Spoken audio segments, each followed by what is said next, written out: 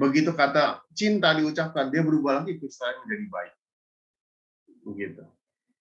Jadi air jam-jam yang di sebelah kanan itu yang sangat jernih, itu didoain dalam jutaan orang, maka jadi bagus sekali kristal.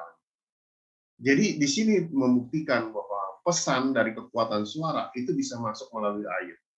Makanya banyak digunakan oleh pendeta untuk mengobati orang yang sakit.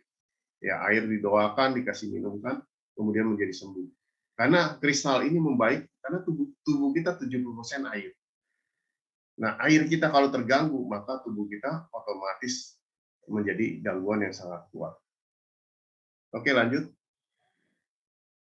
Kemudian adalah sen, di sini kekuatan pikiran. Ya. Tadi energi ini diubah lagi, dikumpulkan menjadi kita punya pikiran dan semangat. Nah, sen di sini ini dalam ya sebenarnya artinya ya.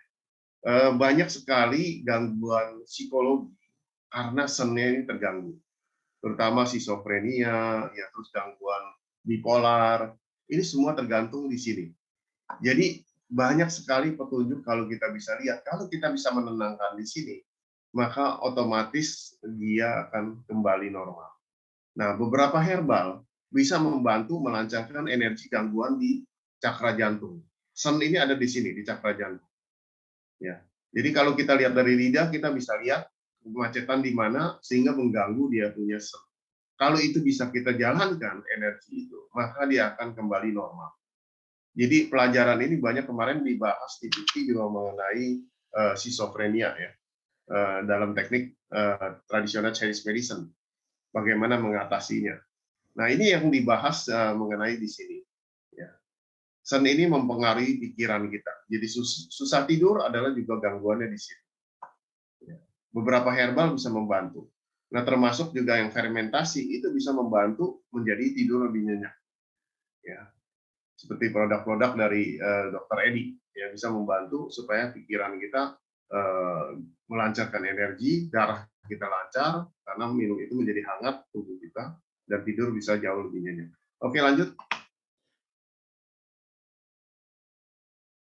Nah, kekuatan pikiran ini bisa kita latih melalui meditasi gaya terbuka dan gaya tertutup. Tentunya saya tidak bahas terlalu banyak di sini ya.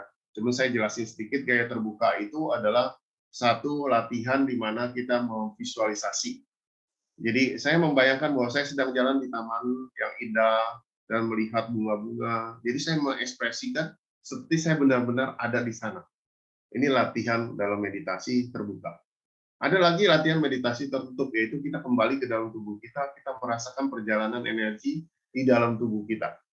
Ya, sehingga tubuh kita ini kita bisa sadari sakit di mana, terus kemudian kita bayangin supaya dia bergerak jalan kembali, ya, sirkulasi.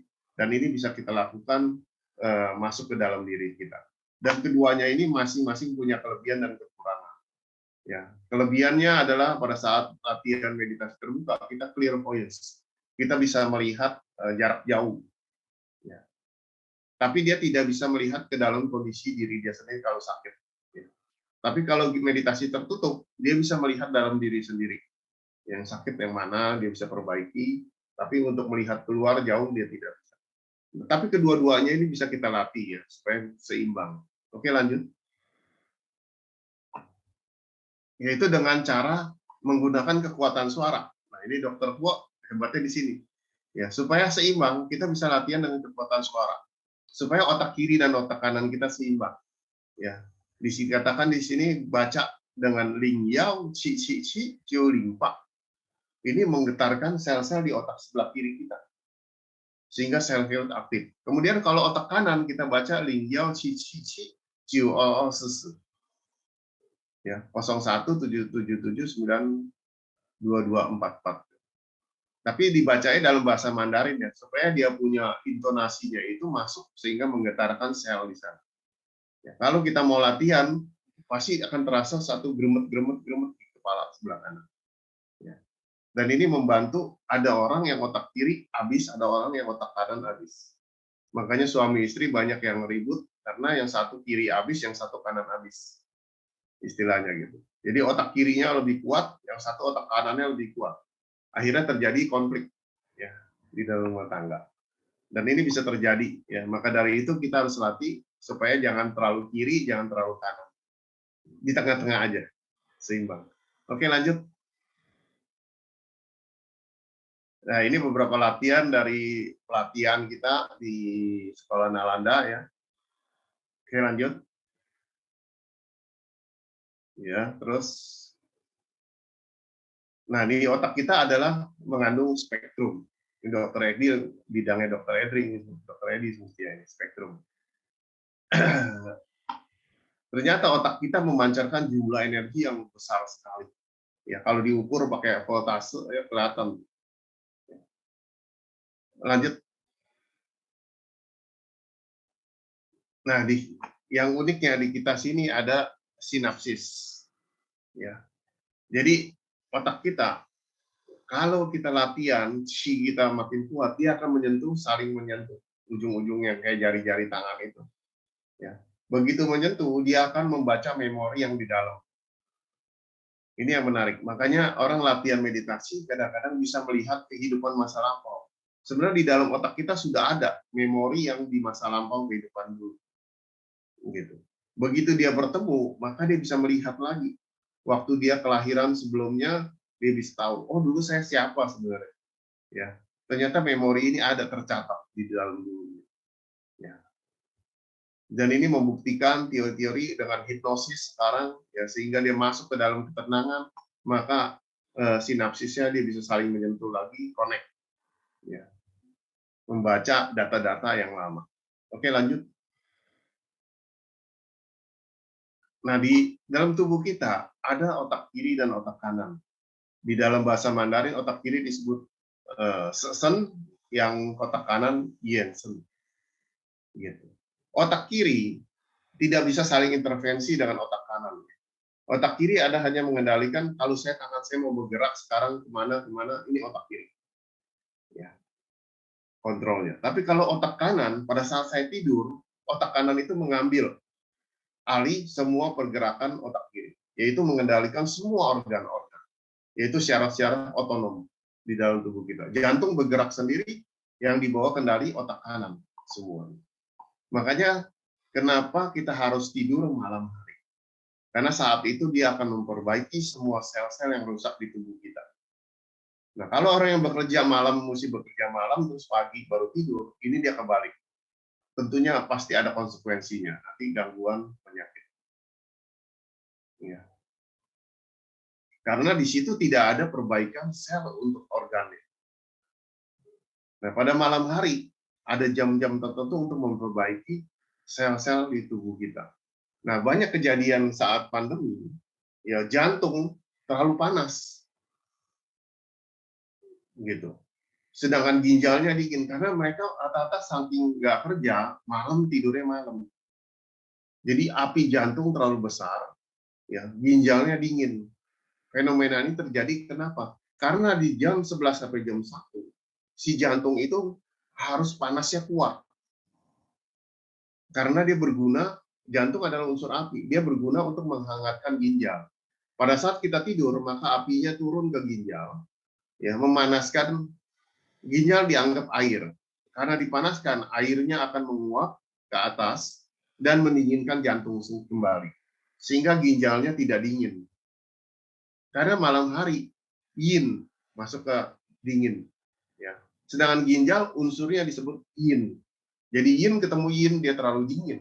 Maka dari itu dia perlu api jantung untuk menghangatkan ginjalnya. Nah, kalau dia tidur, maka dia menghangatkan ginjalnya.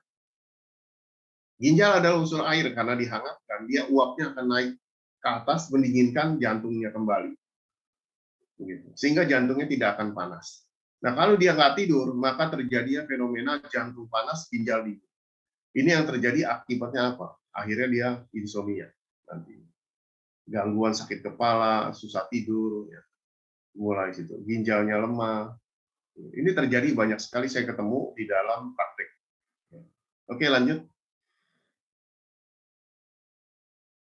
Ya, hasil latihan ini kalau kita berlatih terus olahraga senam ini akan memperoleh kekuatan energi di dalam tubuh kita dan imunitas tubuh kita. Dan berkembang juga rasa cinta kasih yang besar, ketulusan, kejujuran. Juga bisa membuka komunikasi kita dengan guru-guru spiritual kita. Ya. dengan mata ketiga. Jadi perjalanan spiritual bisa membaik, ya, dan pekerjaan-pekerjaan kita juga bisa lebih baik. Oke, lanjut. Nah, yang keempat ini adalah kekuatan jiwa dan batin. Dan ini sering terjadi, kita lupa. Pada saat kita sakit, kita sering melupakan tubuh kita. Ya. Jadi pernahkah Bapak Ibu sekalian berkata kepada jantung sendiri, "Hai jantung, terima kasih selama ini kamu telah mendampingi saya. Kamu bekerja 1 kali 24 jam, ya, kali 365 hari, kali usia saya misalnya 60 sekarang, maka saya kalikan 60. Nggak ada istirahat jantung kita. Dan kita lupa nggak pernah memberikan ucapan terima kasih kepada jantung kita. Padahal jantung kita ini hidup, ya, bisa komunikasi dengan kita. Dan kita ini sering kita lupakan. Ya. Dan juga kepada ginjal kita. Dan ini yang disebut makanya kekuatan jiwa dan batin ini, kita harus masuk ke dalam diri kita sendiri. Kita minta maaf selama ini mungkin ada salah makan, salah perbuatan, pikirannya stres, sehingga ganggu kinerja dia. Tidak tidur-tidur pada saat pandemi, misalkan. Tidurnya pagi karena tidak kerja, kan? Gitu. Dan ini yang sering kita lupakan. Maka komunikasikan langsung ke organ-organ kita agar dia bisa sinkron semua. Dan katakan, baik, sangat baik, luar biasa baik. Saya sangat cinta sekali sama kamu. Kamu sehat, kamu baik, terima kasih, terima kasih, terima kasih. Dan lakukan ini rutin sebisa mungkin pada saat kita sempat, ya, sebelum tidur atau bangun tidur. Ya, dalam bahasa lebih banyak bersyukurlah ke dalam tubuh kita sendiri. Oke, lanjut. Ada afirmasi yang disampaikan oleh Guru Po, yaitu dengan kata bahasa Mandarin, ya, Qing Su dan Su Tung He Tao dan Liang Fang Jia Kung Chuan Chang Fu. Artinya bersihkan semua polusi, lancarkan semua meridian, energi dapat berpindah, bersirkulasi dengan lancar. Ya. Lanjut, Dok. Nah, lebih baik kita mencegah daripada mengobati. Ya. Ini sangat penting dalam tubuh kita. Oke, lanjut. Nah, ada pesan dari Guru Po kepada murid-muridnya semua, termasuk teman-teman yang di Hong Kong, ya, mereka semua hafal sekali. Ya, dikatakan oleh Guru Po, Xiu Xin, kita harus bersihkan hati setiap hari, belajar membersihkan hati. Ya. Yang kedua, Yang Xing, jagalah perilaku kita, berjalan di dalam yang baik, yang kebenaran. Kemudian yang ketiga, Cita, banyaklah berbuat kebajikan. Jadi teman-teman kita yang di Hong Kong itu selalu diwajibkan untuk bakti sosial, ya, untuk memupuk kebajikan. Jadi kita belajar, kemudian di teman-teman di Hong Kong itu ada katanya sebulan 2 kali itu pasti mengadakan baksos, ya, di taman-taman untuk menolong orang, diterapikan. Nah, ini adalah mengumpulkan kebajikan. Kemudian yang keempat, Wangwo, lupakan egoisme kita, ya, supaya kita adalah tetap sesama yang saling membantu. Ini adalah latihan yang dijelaskan oleh Guru Grandmaster Profesor Dr. Guo Zhichen. Ini sangat baik, semua ini megang teguh, murid-muridnya semua selalu ingat di sini. Ya, bahkan di Hong Kong sampai kaosnya dituliskan itu 4 kata ini, supaya tetap ingat setiap hari. Oke, lanjut. Oke, kira-kira cukup untuk saat ini. Saya ucapkan terima kasih atas perhatian Bapak Ibu sekalian dalam seminar ini. Terima kasih. Salam kebajikan semua. Ya, terima kasih Sensei Hilman. Teman-teman, kita berikan aplaus untuk Sensei Hilman, ya. Oke, luar biasa.